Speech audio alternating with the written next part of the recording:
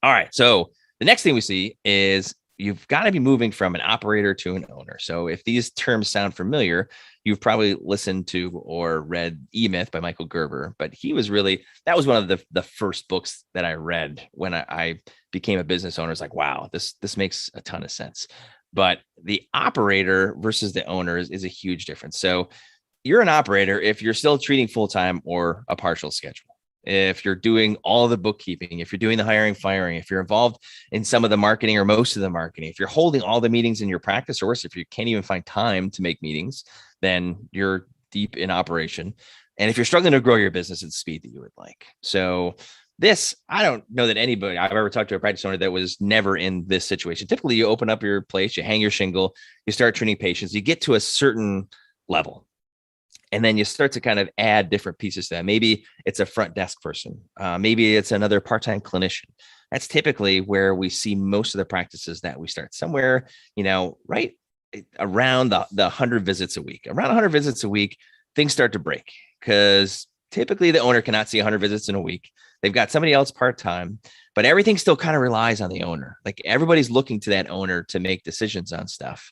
And if you're treating all the time, most of your time is kind of buried in treatment in your notes. And if you can't get above that, then it's really difficult to grow your business. So this is just an example of Amy. So she's one of our clients, and Arlen's smiling because we always smile when we talk about Amy, because she saw such a huge transformation in our program. So she was, right around that level. She was working she's in California, seeing about 138 visits a week. And she's at this point where she was treating a ton. Like, man, she was working. I think I work hard, but I've never seen someone work as hard as Amy. And she loved what she was doing, but it just, at some point you're going to burn out. It's not sustainable. So in our program, she went from 138 visits to 290 visits. So she increased the amount of visits that she's doing, which is always good if you can put other systems in place so that the whole place isn't relying on you. She went from 2 new patients a week to 17 new patients a week. So that's a pretty good jump. She has a lot of ancillary services. So she took her visits from 2 per week to 25 per week. Her total interactions, including PT and wellness. So this is Mike. Mike's awesome. It's her husband, and he's a personal trainer. He's an amazing personal trainer. And they have a personal training end of their business that he runs, and she runs the PT end of it. And he increases his PT and wellness visits from 180 to 400 a week. So this place is growing pretty good. And we went from having the owner working in all the jobs, wearing all the hats, like we talked about, working 80 hours a week, to now she does 0 hours a week of patient care. So it's freed her up so much. And these are her kids here, to spend more time with her kids. And that's really the biggest thing. The biggest thing that I can say about going from doing all the stuff in your business to not doing it is your quality of life improves so much that that's the most powerful thing to me in working with clients. Yes, her gross revenue went up 63%. Her net profit went to increase 178%. So she's making more money, but she's more profitable on the money that she's making. That's really important stuff. But really what Amy loves is just being able to spend time with her family and have control over that. So Arlen, tell me about the transition that you made when this happened to you. Yeah, well, I also wanted to add here, another thing is, if you are planning to sell your practice in maybe the next 5 to 10 years, is a whole lot more valuable to whoever is acquiring you if you are not part of the treating team, if you're exactly an owner and an executive, because they know that thing will run without you treating patients. So yeah, I haven't been treating for 5.5 years now. And so that initial shift from seeing patients and thinking that you're the best therapist, that you're the only one who could really make your patients well, what will happen when your physicians who refer to you, exactly what's going to happen to the practice. The opposite happened with me. Actually, the practice grew even more. And a lot of us saw that because we put systems in place. Now, initially, it was like you feel this guilt of not actually seeing patients, because that's all you've been associated with all your career. You're a clinician, you're a treating clinician. So it's almost like a shift in like how people will perceive you, right? But then over time, like Well, I can actually help more patients not treating by coaching, by being a better head coach to all our clinicians and training them the right way. Then there will be more people, more clinicians who can help more people. So in a way, you are helping more people. But that shift initially is not the easiest from an emotional and mental standpoint. But yeah, you're right. It's your quality of life significantly improves.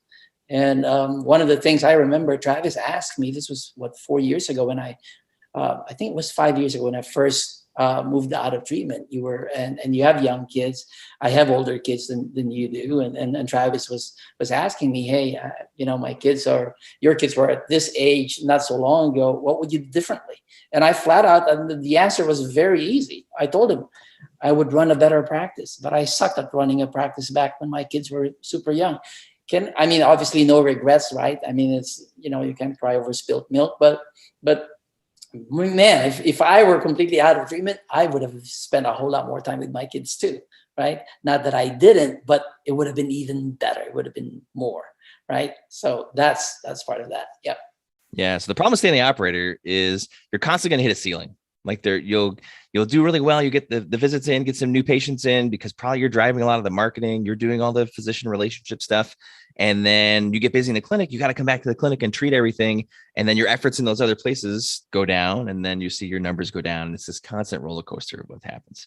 You're going to be changing your business. Like if you are the main treating clinician and you disappear and try to go on vacation, and we've all done this where it's like, we used to go on vacation and it's like, yeah, my wife has been saying, you haven't gone on vacation in like 2 or 3 years. We got to do something here because I never see you.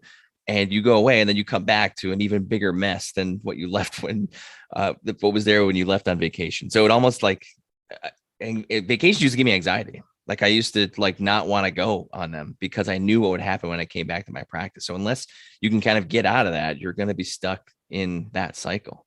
And it's really impossible to grow something bigger than yourself. So that's what Arlen was talking about, right? So if I'm a treating clinician, maybe I have one part-time, I could see 100, 130 visits a week, something like that. I'm only going to be able to help a small amount of people. But I always say to my clinicians, to my referral sources that like me, I say, would our community be better if there was more Robbins rehabilitation? And they would say, yes. Okay. So I can't, if I'm going to be, and this is kind of conversations I would have with past patients that would say, hey, I need to see you. I'm only going to see you. I said, in the beginning, I would say, you know what, I'll do the evaluation. Okay. So we'll do the evaluation with my other therapist. You see that therapist. If at any time you feel like you're not getting the care that you think you deserve, then I'll come back and treat you. And never once, I had to do that a lot of times when I was exiting treatment, never once did somebody take me up on that.